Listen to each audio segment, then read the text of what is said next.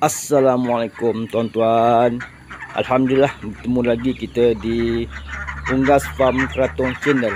Okey, pagi ni saya nak tengoklah ternakan saya selama 2 hari saya balik kampung lah. Jom yang pertama kita tengok itik telur dulu. Tengok ada tak telur.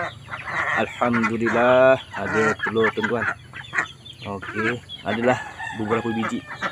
Alhamdulillah. Okey, itik telur pun sihat. Okey, alhamdulillah. Jom kita tengok pula anak itik pula.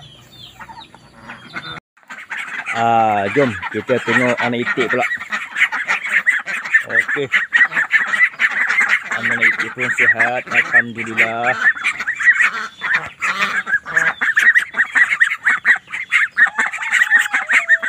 Okey, semuanya sihat, alhamdulillah. Kita tengok ayam pula. Okey, anak ayam tu sihat. Ni anak ayam Lohman Brown. Ada sikit air kampung kacuk. Dan juga ada juga baka RIR. Ni RIR ni. Masa kecil ni kita boleh campur dulu, tak ada masalah. Nanti bila dah meningkat dewasa, umur 4 atau 5 bulan, kita kena asingkan lah. Okey, kita tengok ayam lain pula. Okey, ni ayam kacuk yang saya beli itu hari. Yang saya beli tu ada 5 ekor. Lepas tu ada campur sikit lah. Ada yang saya ram sendiri. Ada 4 ekor kat belakang sana. Yang saiz dia agak kecil sikit. Tu yang warna putih tu. Lepas tu ada lagi lah 3 ekor kat sebelah sana.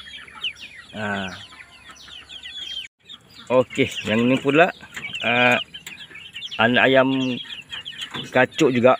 Ni pun yang saya ram sendiri. Oh, ada yang cedera tuan-tuan. Tengok sayap dia ada berdarah.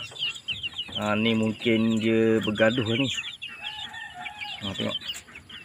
Tak apa. Sekejap lagi kita ambil, kita asingkan lah ke tempat lain. 2 ekor yang berdarah.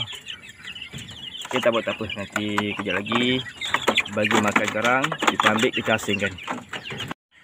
Jom tuan-tuan. Tadi tu reban-reban ayam di fasa pertama. Kita beralih pula ke reban-reban ayam yang fasa kedua. Kat bawah ni ada juga air kampung. Ayam telur pun ada. Jom kita tengok.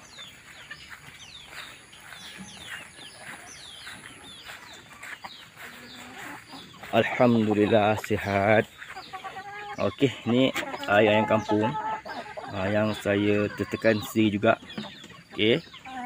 Yang ni RIR. Ni RIR original. Okey, tuan-tuan.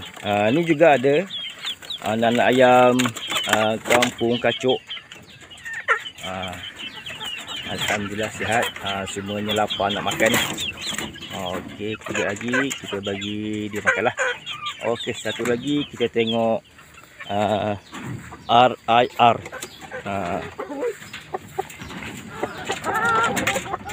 Ni dia tuan-tuan. Kita buka sikit lah, tengok. Ni lah dia tuan-tuan, antara unggas-unggas yang ada di kebun saya lah. Okey, ni semua nak tunggu makanan lah ni. Semua dah lapar ni. Okey, sekian saja video kali ini.